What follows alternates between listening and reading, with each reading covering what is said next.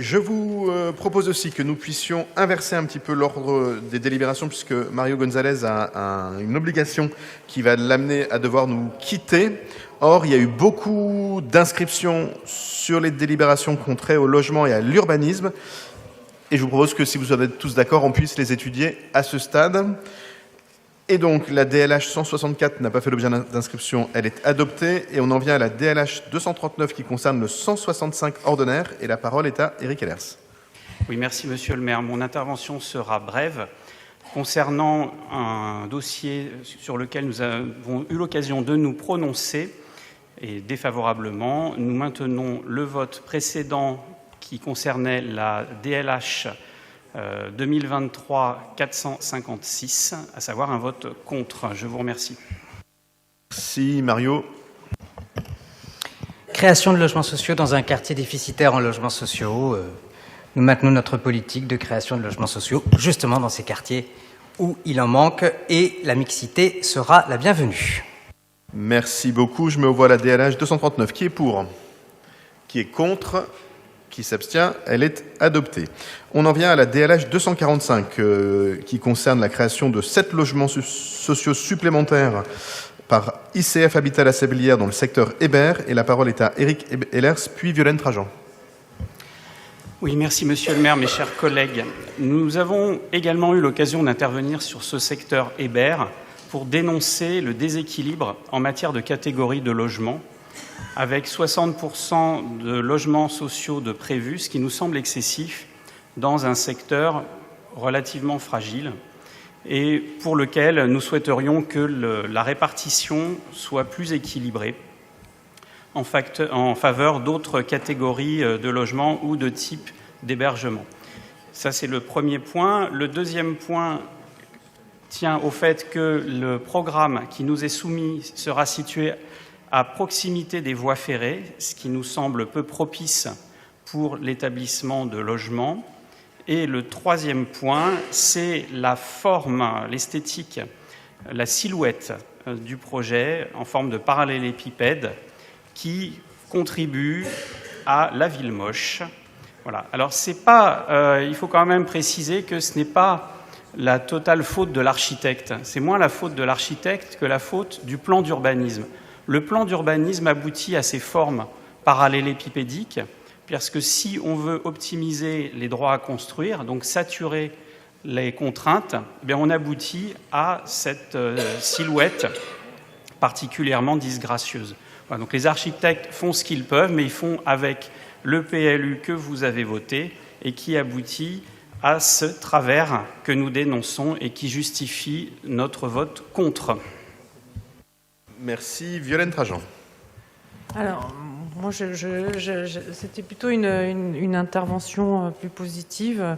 Ayant participé à la visite de ce projet avec l'organisme et Mario Gonzalez qui nous avait présenté le projet il y a quelques mois, je voulais saluer l'ambition de cette opération qui s'inscrit pleinement dans les objectifs de la ville de Paris en matière de logement social et de développement durable. Et ce projet avait aussi été mis en lumière dans le cadre de l'exposition Adapter, construire, vivre le 18e, une exposition remarquable qui était dans notre hall, qui avait eu beaucoup de succès, pour mettre en valeur les initiatives de rénovation, de construction et d'aménagement.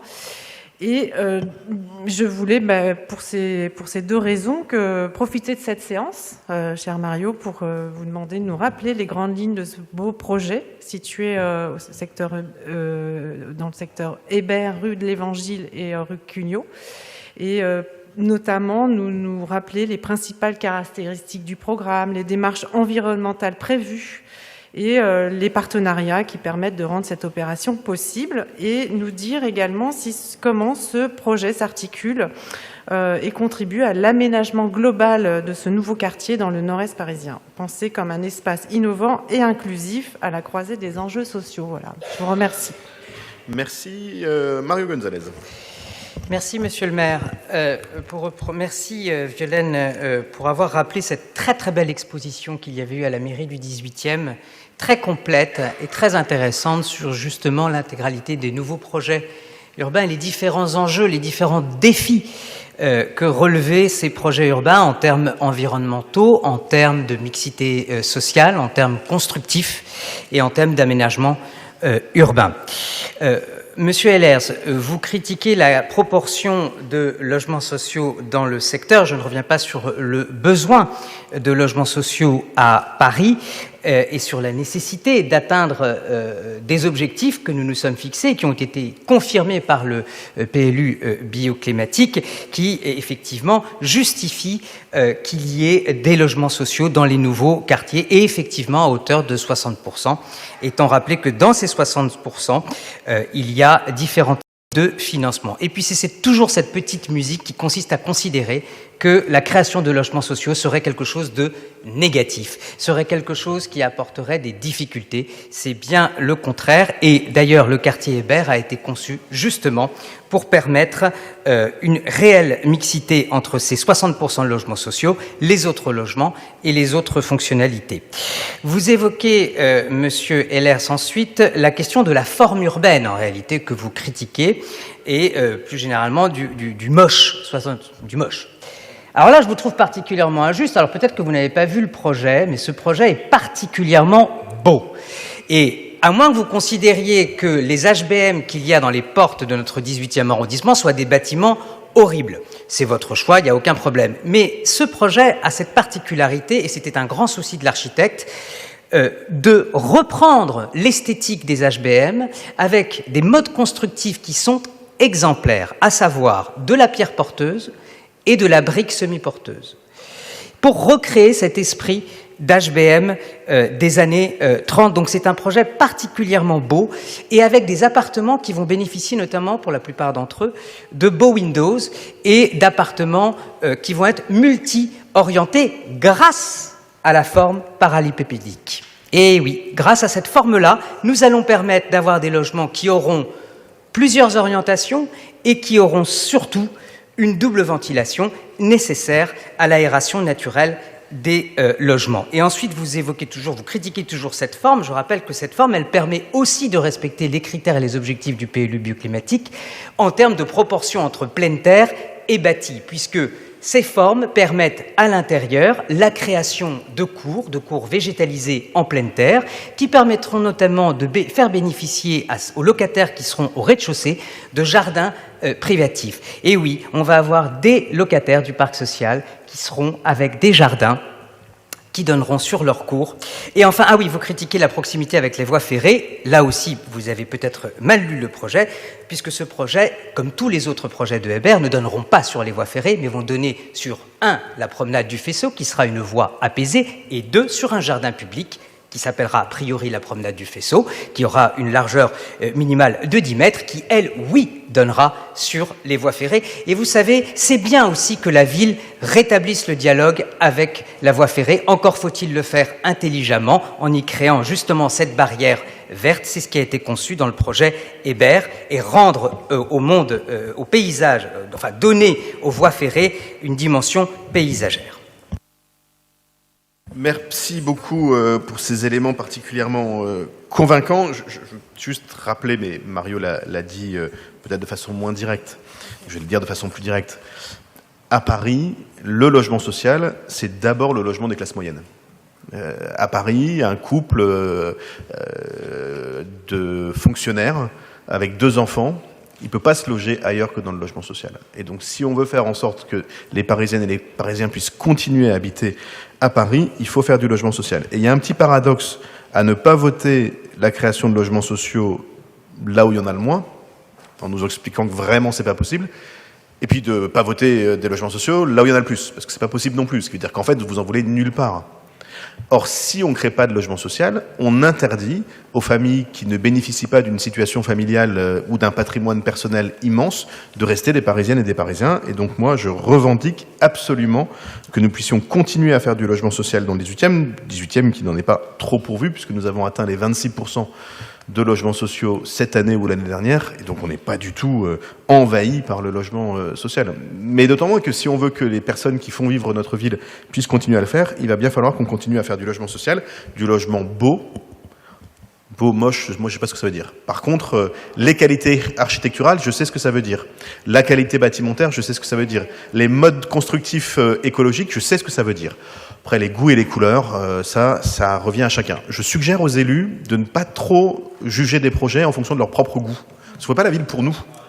On fait la ville pour les habitantes et les habitants, et c'est ça qui compte. Et donc, je vais mettre aux voix la DLH 245, qui concerne donc le secteur Hébert, qui est pour, qui est contre, qui s'abstient. La délibération est adoptée, tant mieux pour ceux qui pourront y habiter. On en vient à la DLH 278 qui concerne la réalisation d'un programme d'îlots de fraîcheur par Élogie Siamp, donc bailleur social de la ville dans le 18e. Et la parole est à Eric Ellers. Oui, merci Monsieur le maire. Donc, sur ce dossier qui concerne le 35 boulevard Ornano, il s'agit donc d'un ensemble de logements sociaux qui a été édifié en 2011 et qui pose déjà problème au niveau de son espace vert. Il semblerait que l'espace vert a été un peu conçu comme un délaissé, même si le terme est certainement excessif, à savoir qu'on s'est dit, tiens, il y en a un, on n'a pas prévu les accès, on n'a pas prévu l'entretien. L'architecte a dû prévoir un programme assez minimaliste, à savoir de planter un arbre, en l'occurrence un magnolia, et du gazon, sauf que le gazon n'a pas été entretenu, des herbes folles ont poussé, et contrairement à ce qui est si applaudi sur les bancs de cette majorité, à savoir la végétation spontanée, il semblerait que là, en l'occurrence, dans cet ensemble de logements, dans cette résidence, elle n'ait pas été appréciée puisque tout a été ratiboisé. Et donc on se trouve avec un pauvre arbre au milieu d'herbes rases, ce qui certes n'est pas très souhaitable. La ville veut développer des îlots de fraîcheur, ce qui est très bien. Nous avons la chance d'avoir une parcelle qui fait à peu près 100 mètres carrés, un peu plus de 100 mètres carrés, et qui est en pleine terre. Là aussi, belle opportunité pour densifier le couvert végétal, avec un couvert de meilleure qualité.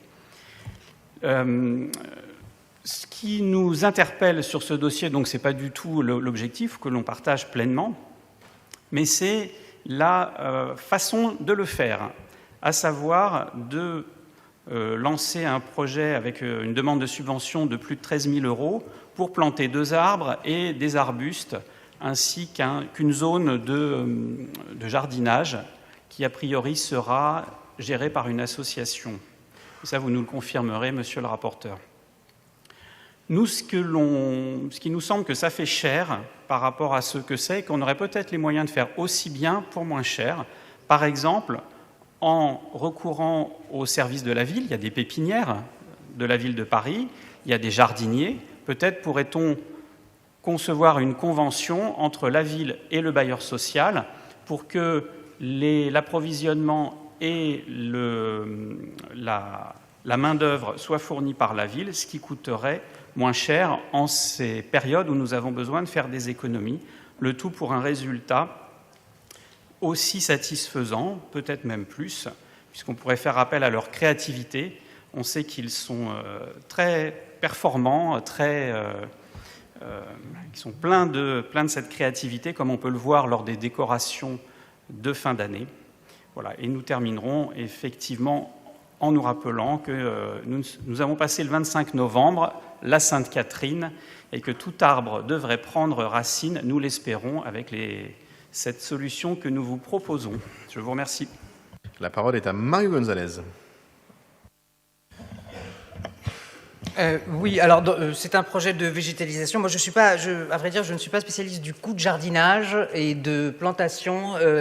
Voilà, ce n'est peut-être que vous avez des notions à ce niveau-là en termes de prix.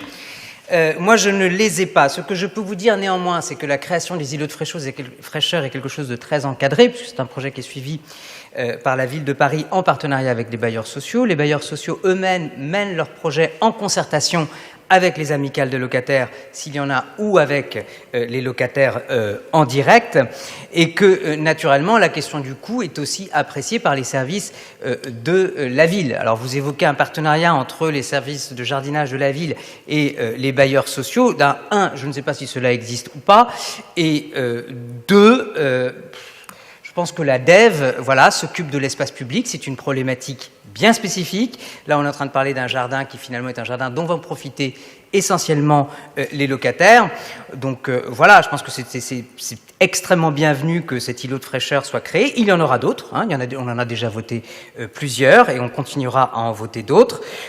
Voilà, et quant à son coût, moi je n'ai absolument aucune notion par rapport au coût, pour savoir s'il est surélevé ou pas. 13 000 € pour 132 mètres carrés de jardin, j'ai envie de vous dire, si c'est cher, tant mieux, parce que les locataires du parc social le méritent.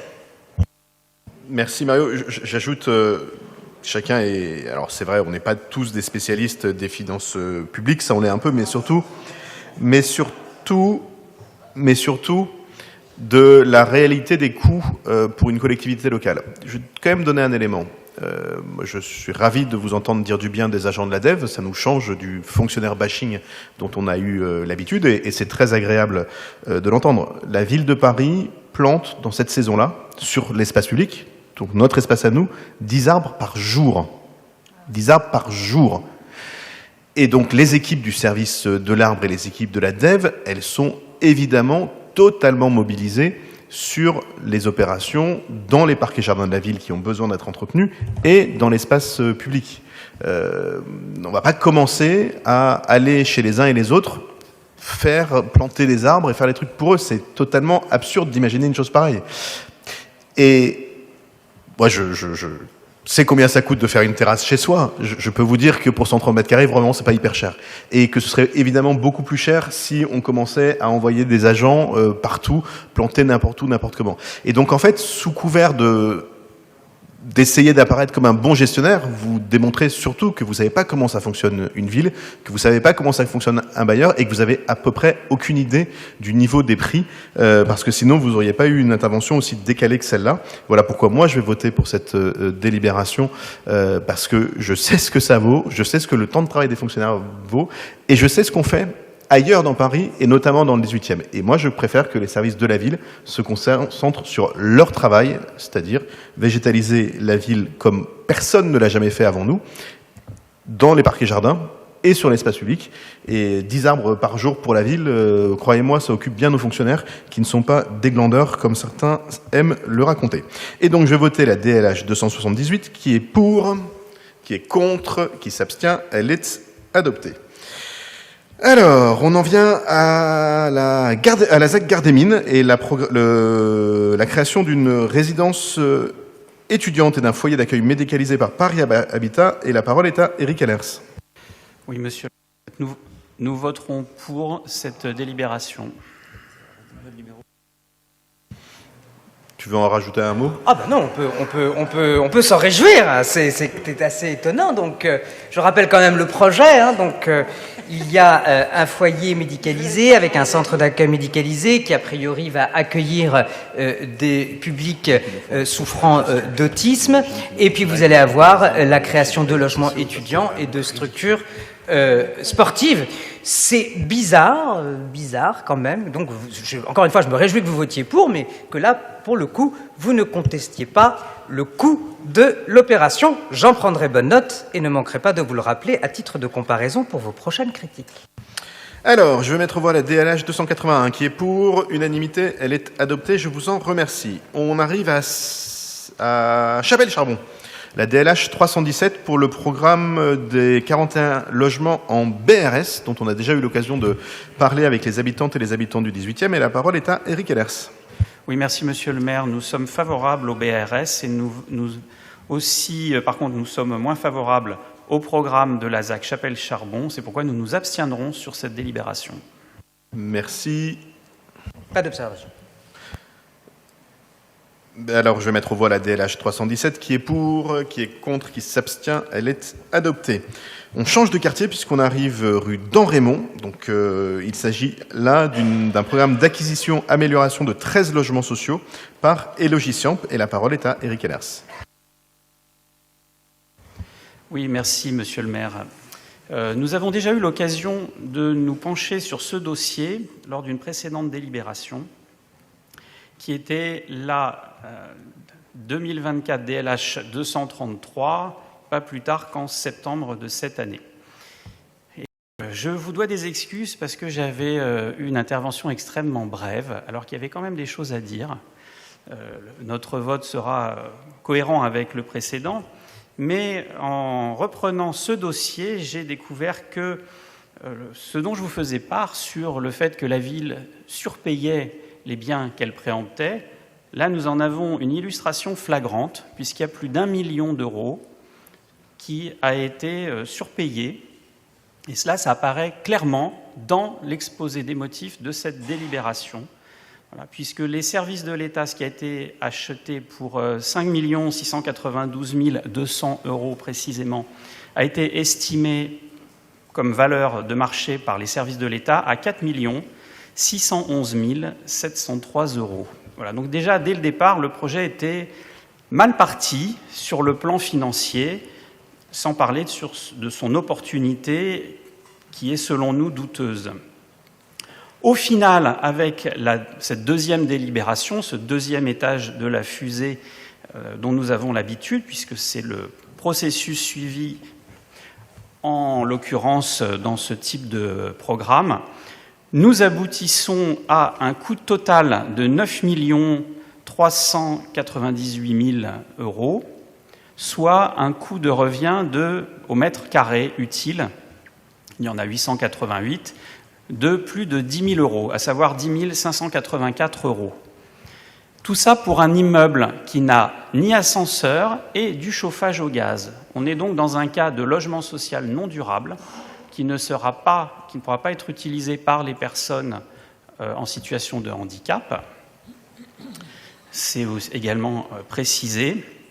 Donc nous trouvons ça particulièrement dommage.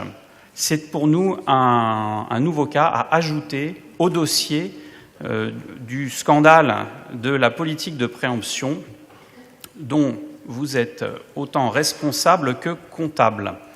Nous avions déjà eu un autre cas sur l'avenue de Saint-Ouen, dont vous avez fait part, qui était particulièrement flagrant. Celui-ci en est un autre. Et c'est bien dommage que les enseignements du passé n'aient pas été pris en compte et que la ville dépense autant pour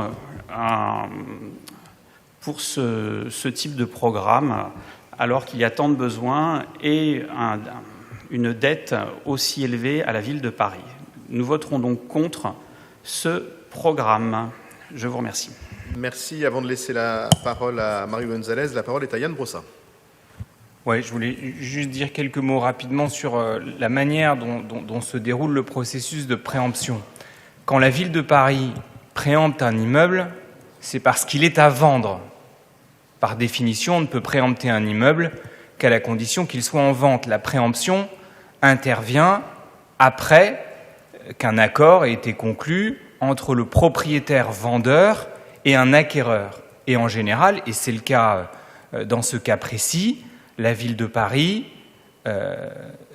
fait une offre qui correspond au prix de l'acquéreur, qui du coup est évincé puisque la ville de Paris bénéficie d'un droit de priorité lorsqu'elle défend un projet d'intérêt général. Et jusqu'à présent, les juges ont toujours considéré que le logement social dans une ville comme Paris, c'était d'intérêt général. Eux l'ont compris, manifestement pas vous. Tout ça pour dire que le prix en question, c'est le prix qu'un acquéreur était prêt à mettre. Donc, par définition, c'est le prix de marché, puisque c'est le prix que le propriétaire, évincé du même coup, l'acquéreur, plus exactement, souhaitait mettre. Et imaginez ne serait-ce qu'une seconde ce que vous diriez si nous décidions de proposer un prix bien inférieur à celui de l'acquéreur évincé. Vous diriez que le propriétaire vendeur était lésé. Et vous le diriez d'ailleurs à juste titre, puisque par définition, il aurait un prix inférieur à celui qui lui avait été proposé. Donc on ne peut pas utiliser tous les arguments dans tous les sens. À un moment donné, il faut choisir. Nous respectons le droit de propriété et nous respectons, en l'occurrence, l'intérêt du propriétaire évincé. Et puis surtout, nous respectons l'intérêt général qui est d'avoir plus de logement social dans une ville comme Paris. Et expliquer que le développement du logement social est un scandale quand tant de maires de votre sensibilité politique ne respectent pas la loi SRU, préfèrent payer des amendes plutôt que de faire respecter la loi, Moi, je pense que le scandale, il est de ce côté-là. Il est plutôt dans le non-respect de la loi que dans le respect de la loi. Et moi, je suis plutôt fier d'être dans une ville qui, depuis maintenant une vingtaine d'années, s'astreint à respecter la loi SRU qui prévoit 25% de logements sociaux dans chaque commune. Mario Gonzalez. Oui, et pour compléter les propos de Yann Brossat, je rappelle que si en plus on propose un prix inférieur au prix proposé par l'acquéreur, le vendeur dispose, lui, d'un droit de retrait. Donc on se retrouverait un peu dans une situation de blocage où on ne pourrait pas créer du logement social. C'est la raison pour laquelle la Ville de Paris fait le choix, effectivement, de préempter au prix qui est proposé par l'acquéreur. Prix, donc, que vous contestez, manifestement, puisque vous considérez que c'est un prix surévalué.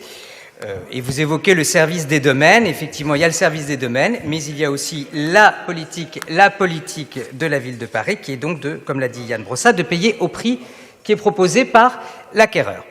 Mais je constate donc que pour vous, le marché est surévalué. Bien. Moi, vous voyez, vous parlez de dette, à nouveau. Vous dites qu'on creuse la dette. Moi, dans la dette, je vois de l'investissement. Et dans cet investissement, il y a la création de logements sociaux. Et ce programme en particulier, il est 28 rue d'En-Raymond. Donc là encore dans une zone déficitaire de logements sociaux. Et en plus, c'est un programme un peu particulier. Et de mémoire, je crois que la mairie d'arrondissement y est pour quelque chose, où il va y avoir 8 logements PLAI. Je vous rappelle les financements, le PLAI, logements très sociaux, plus logements sociaux, et PLS, logements sociaux, mais à un prix 30% inférieur au prix du marché. Donc là, nous allons avoir 8 logements PLAI dont on peut se réjouir, puisque ça va permettre d'accueillir dans un T1, un T2, un T3, un T4 des familles aux revenus plus modestes. Voilà, donc vous y voyez de la dette. Moi, j'y vois une famille qui va vivre dans un T4 au 28 rue d'En-Raymond. Merci, mais merci pour ce débat qui, je pense, a éclairé notre Assemblée. C'est vrai qu'il y a quelque chose d'un peu paradoxal à voir la droite parisienne maintenant s'opposer au fonctionnement libre du marché et proposer que nous spolions les propriétaires privés. Comme quoi, la volonté systématique de critiquer la politique que nous menons peut amener à des propositions un tout petit peu étrangère. Parfois, le mieux, c'est de rester quand même un tout petit peu dans son couloir idéologique. Moi, je ne suis pas pour la spoliation, même des biens privés. Parfois, j'aurais peut-être envie, j'en sais rien, mais en tout cas, je suis contre. Et je considère que le marché, c'est le marché, quoi. Et le marché immobilier aussi. Je préférerais qu'il soit un peu plus maîtrisé. Et je me réjouis que, notamment, on puisse intervenir plus fortement, notamment sur la gestion du Airbnb. Mais enfin, on est quand même encore dans une économie libre. Mais si vous souhaitez maintenant que nous entrions dans une économie administrée, je ne suis pas sûr que ce soit moi qui y voit le plus d'inconvénients. Et donc, je vais mettre aux voix la DLH 337 qui est pour, qui est contre, qui s'abstient. Elle est adoptée. Je vous en remercie. On continue notre tournée des différents quartiers du 18e, ce qui démontre que nous arrivons à créer du logement social partout dans le 18e. Et je m'en réjouis puisque nous arrivons maintenant au 16 rue Véron pour la création d'une pension de famille, donc 23 PLAI, et d'une résidence d'accueil par Élogicium toujours.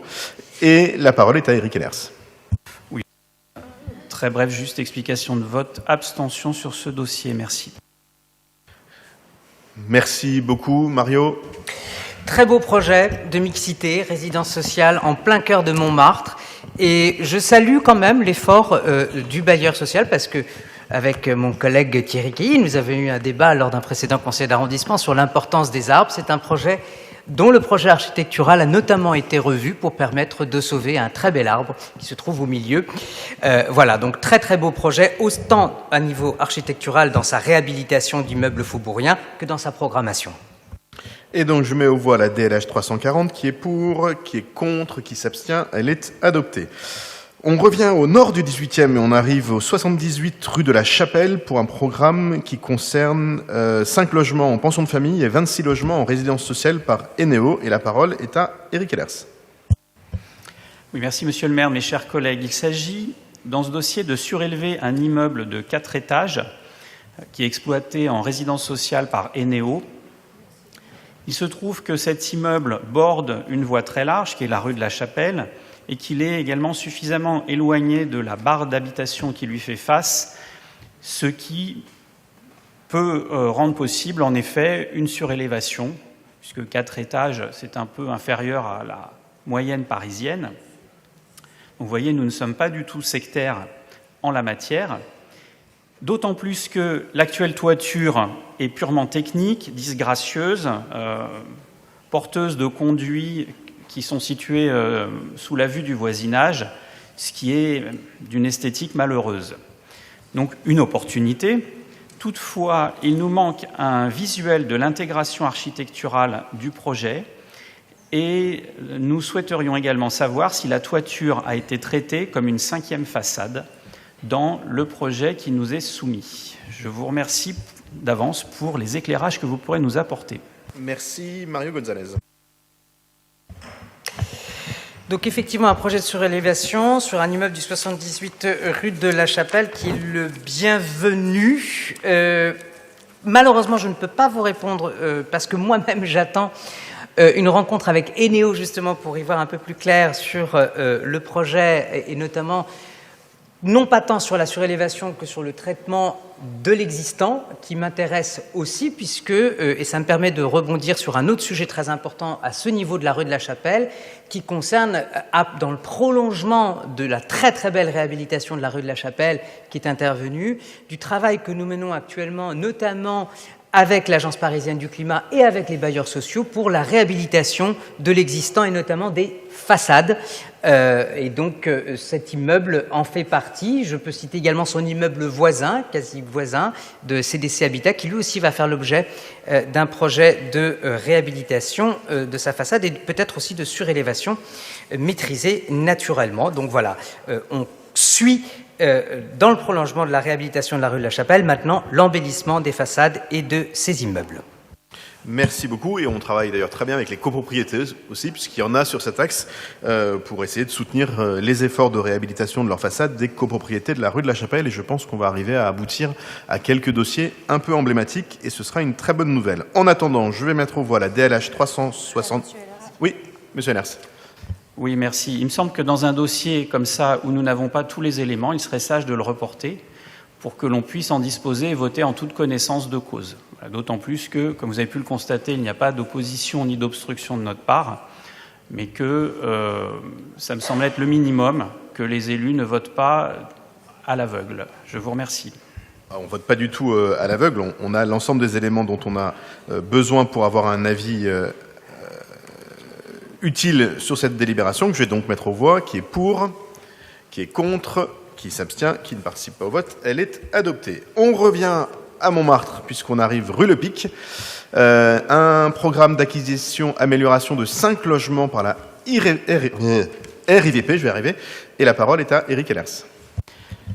Oui, merci Monsieur le maire. Nous avons déjà eu l'occasion d'étudier ce dossier avec la 2024 DU 117, également en septembre de cette année. Nous nous étions abstenus, nous nous abstenons également en cohérence. Je vous remercie.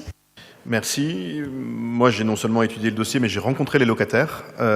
Et donc, pour ma part, je voterai vraiment avec beaucoup de cœur cette délibération qui nous permet surtout de maintenir à Montmartre des locataires qui auraient été qui auraient subi sinon une vente à la découpe. Et donc, nous aurions fait partir de Montmartre des gens qui habitent, pour ceux qu'on a rencontrés, on a rencontré trois des familles qui habitent pour l'une depuis même plusieurs générations. Alors, il n'y a pas un droit absolu à habiter Montmartre, hein, mais enfin, si on peut sauver des locataires montmartrois de la prédation d'un certain nombre de propriétaires privés, je pense qu'on a raison de le faire. Mais la parole est à Mario Gonzalez. Monsieur le maire, vous avez tout dit.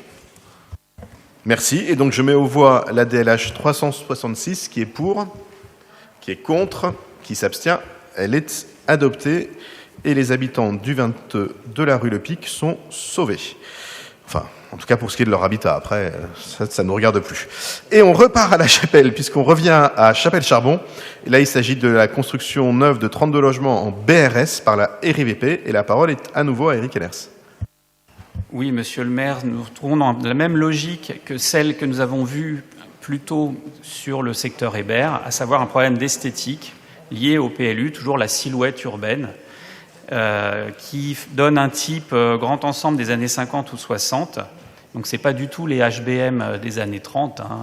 Ne me faites pas dire ce que je n'ai pas dit. Ce n'est pas du tout la même chose, ce n'est pas du tout les mêmes hauteurs non plus.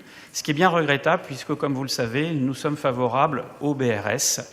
Et donc nous aurions pu voter pour cette ce projet, mais malheureusement, l'esthétique ne nous le permet pas. Après, vous dites, monsieur le maire, qu'en effet, c'est une affaire de personne. C'est vrai qu'on voit, vous dites que vous n'avez pas d'avis sur l'esthétique, on s'en rend compte. Mais nous, les gens nous le disent, c'est le rôle aussi des élus. Voilà, on peut avoir son avis personnel, mais on a aussi ce dont les gens nous font part, c'est notre cas. Ils nous disent quand ils trouvent que quelque chose est réussi ou qu'il ne l'est pas. Et donc, nous permettons d'émettre un avis sur l'esthétique en espérant représenter l'avis des personnes qui habitent l'arrondissement, qui viennent s'y promener, sachant que l'esthétique est très importante, vous le savez, puisque c'est celle qui fait l'attractivité de Paris. Ça a un intérêt, ça mérite peut-être un débat. Nous y sommes ouverts. Voilà. En attendant, sur ce projet, malheureusement, nous voterons contre. Normalement, si vous parlez à suffisamment de personnes, vous aurez à peu près la moitié des gens qui trouvent ça beau et à peu près la moitié des gens qui trouvent ça moche. Il peut y avoir, notamment dans l'esthétique des années 50, 60, voire jusqu'aux années 90, c'est-à-dire préalablement à ce que nous soyons en responsabilité, aujourd'hui, un sentiment presque unanime que c'était à l'époque, que c'est aujourd'hui considéré comme moche. Mais si on se ramène au débat de l'époque, par exemple, la première phase de la réhabilitation de la Goutte d'Or, portée par Alain Juppé, qui aujourd'hui est unanimement considéré comme moche.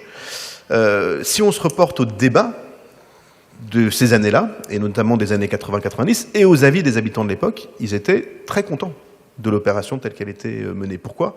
Parce qu'on remplaçait de l'habitat insalubre, dangereux, par ce qui était effectivement des grandes barres qui ont, c'est vrai, relativement mal vieilli.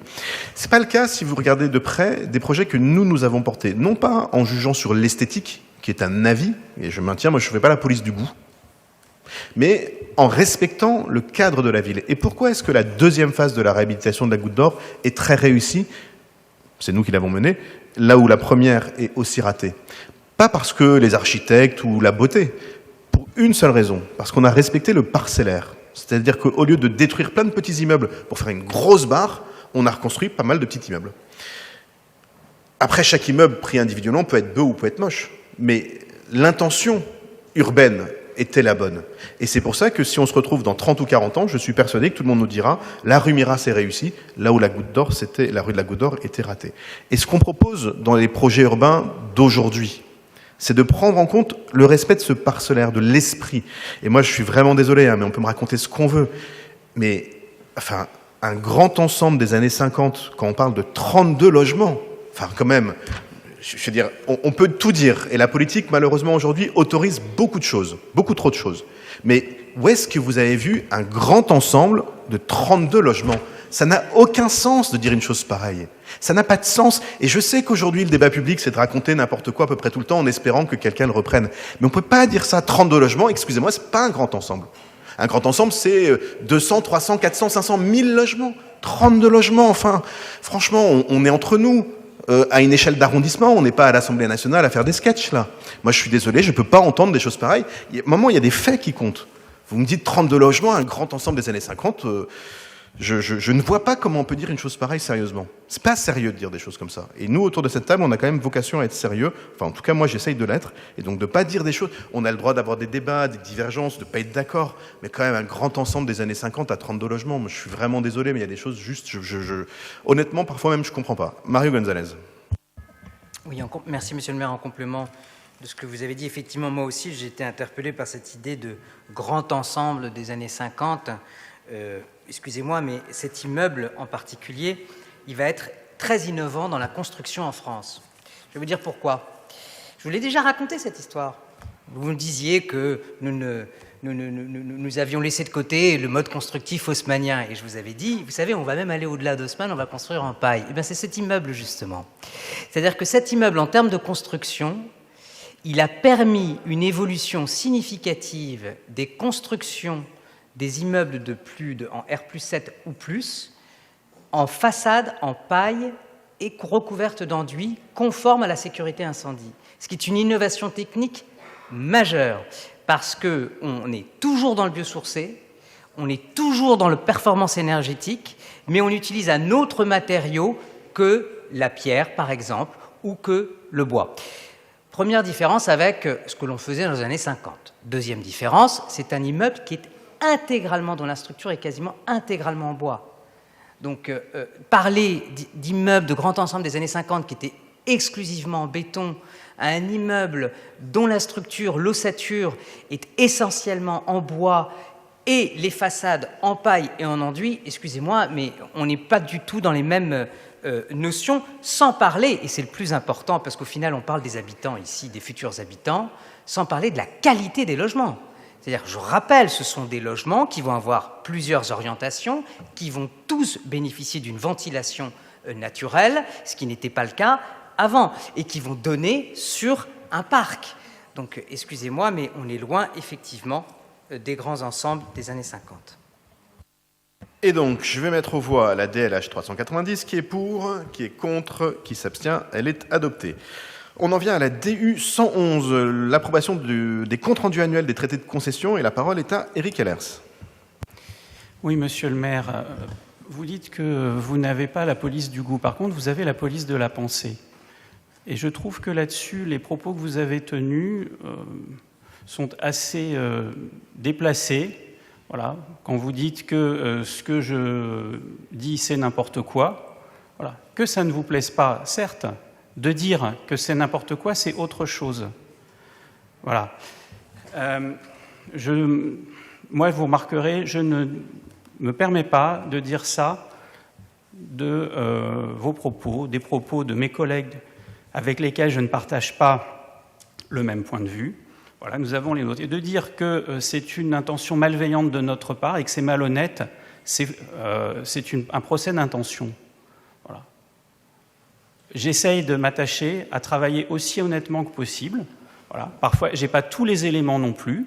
Voilà. Quand je dis que ça a une esthétique de grand ensemble, c'est parce que je suis allé regarder la fiche technique et le visuel qu'il y avait. Je fais avec les moyens dont je dispose. Voilà. Après, peut-être que c'est peut-être inexact, c'est possible, ça peut être le cas.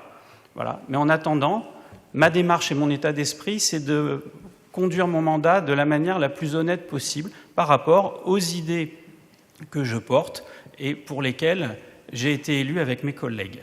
Ceci étant dit, sur la délibération concernant les traités de concession d'aménagement, je n'ai pas d'intervention particulière et nous nous abstiendrons. Je vous remercie. Moi, je ne fais pas la police de la pensée. Mais par contre, je fais la différence entre la réalité et la perception qu'on veut donner. Et oui, je le redis, et vous avez le droit de ne pas être d'accord avec moi, mais je ne fais pas la police de la pensée, je ne fais pas la police du moche, c'est pas moi qui dis ce qui est beau, ce qui est moche. C'est vous qui avez eu des propos extrêmement nets là-dessus. Et oui, excusez-moi, il y a un moment, on a chacun les moyens qu'on a, on regarde tout ce qu'on veut, mais on peut s'attacher aux faits. Et moi, ce qui me surprend dans la façon dont se déroule le débat politique actuel, pas qu'ici d'ailleurs entre nous, c'est encore pire à l'Hôtel de Ville, puis alors c'est encore pire d'encore pire à l'échelle nationale, c'est le fait qu'on puisse considérer maintenant, comment il disait, qu'il y a des faits alternatifs. Mais 32 logements, c'est un fait, c'est pas un avis, c'est dans la fiche. Si on considère que 32 logements, c'est une barre, alors oui, on a une différence d'appréciation des faits. Et la différence d'appréciation des faits, c'est pas complètement possible. Et donc, c'est pas de la police de la pensée, c'est une demande de respect des faits. Et je pense, oui, que notre débat politique souffre beaucoup de ça, et je crains qu'une partie de l'opposition ne soit dans cette logique-là, et puis que vous le fassiez volontairement ou non, c'est un autre sujet, mais moi je fais pas la police de la pensée. Par contre, j'essaie de regarder un peu la réalité, et la réalité, elle n'est pas à géométrie variable en fonction de ce qu'on a envie qu'elle dise. Et ça, c'est une réalité. Et en attendant, je vais laisser la parole à Mario Gonzalez. Pas d'observation. Alors, je mets aux voix la DU 111, qui est pour, qui est contre, qui s'abstient. Elle est adoptée. Et on en vient enfin à une copropriété de la rue des Dardanelles dans le 17e, mais surtout de 33 lots de copropriété au 79 rue Colincourt dans le 18e, qu'il est suggéré de céder à Aximo. Et la parole est à Éric Hellers.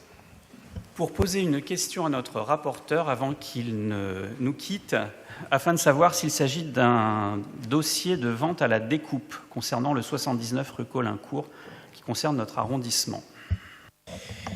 Alors, non, pas tout à fait, puisqu'en réalité, là, nous avons eu un propriétaire assez intelligent qui est venu nous voir, qui est venu voir la ville de Paris et qui a dit voilà, je suis propriétaire de plusieurs appartements dans le diffus au 79 Caulaincourt et donc la ville a saisi l'occasion. Donc nous n'avons même pas eu le début d'un projet de vente à la découpe, mais au contraire un propriétaire parfaitement conscient de quelle est notre position et qui a donc préféré prendre les devants. Il a bien fait et les occupants sont tout aussi heureux. Merci beaucoup, donc de gré à gré, si j'ai bien compris. Absolument, c'est une vente de gré à gré. Au prix du marché. Ah oui, Donc, là pour le par coup, définition. là il y a une négociation et le propriétaire, il faut qu'il y trouve son compte, comme dans le cadre d'une préemption. Sur ce, merci beaucoup Monsieur le maire Merci. d'avoir permis l'avancée des délibérations. Merci Mario. Et donc sur la DU 159, je mets aux voix qui est pour, qui est contre, qui s'abstient. La DU 159 est adoptée. Je vous en remercie.